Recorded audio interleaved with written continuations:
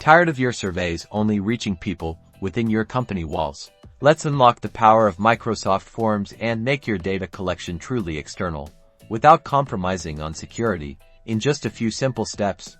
First, open the Microsoft form that you wish to share. Now, in the top right corner of your screen, find and click the Share button. This is your gateway to sharing options. A panel will slide out from the right underneath the section labeled Who Can Respond. You'll see a drop-down menu. Click on it.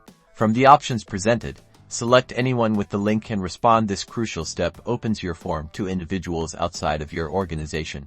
Need to collaborate on the form itself? You can also share the form to collaborate with people within or outside your organization by selecting Share a link. To duplicate this creates a template copy for collaborators to build upon.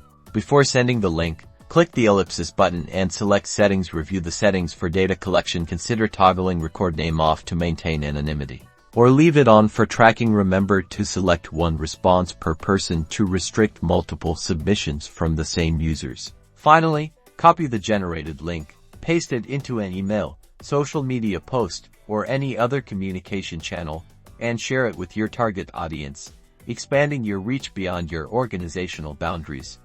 Now you're ready to collect the data that will help you achieve your goals.